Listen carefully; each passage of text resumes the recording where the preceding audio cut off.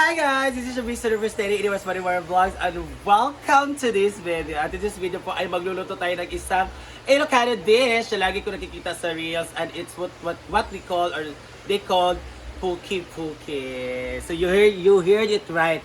Puki Puki spelled out P-O-Q-U-I. The Puki, the dalawa Puki Puki. This is ulam na made of, makikita nyo kung paano ko ito i-prepare. So, let's go!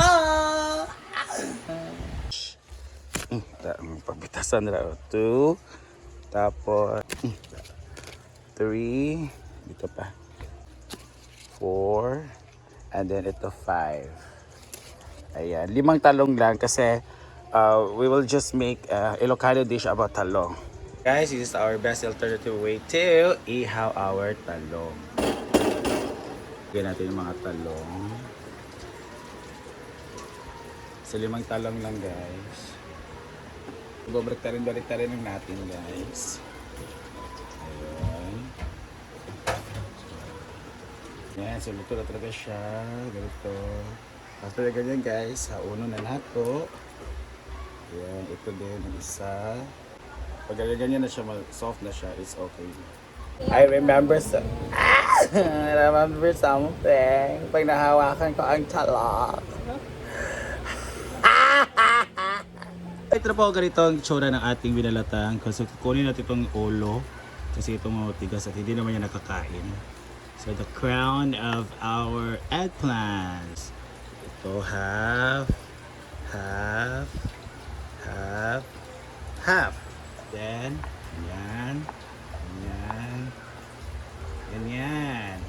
So, kung maraming talong, mas better. So, this is just a trial and error. Original ingredients is kamatis, sibuyas, at bawang lang. Ito, pandagdag kulay lang. Sibuyas. Oh. Merong sound na, gano'n man. Kaya itong sound na to. Bawang. The bawang at sibuyas talaga ang riding in tandem in terms of cooking.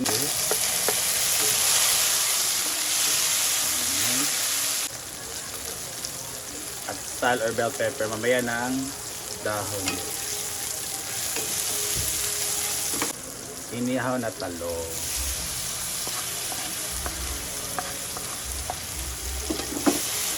So very konting talong. Mas marami pang panakot ko sa talong.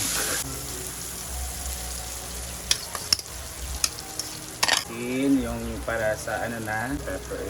Ayan. MSG. Tayong bahala pa ng MSG. Mekos lang yan.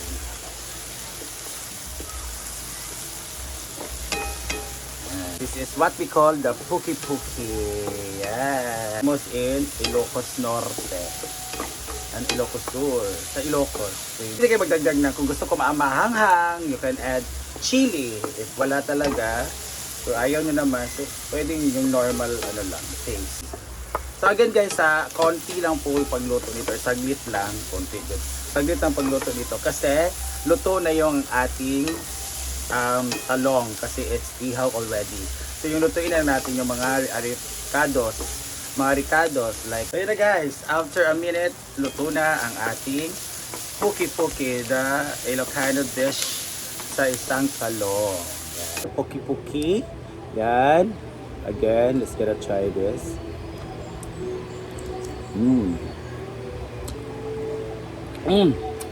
Parang siya ang combination of tortang talong and insaladang talong.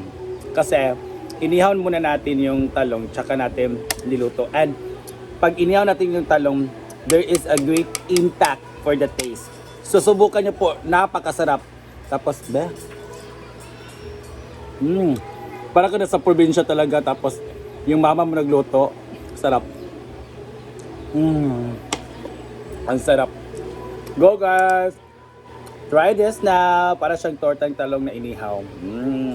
So,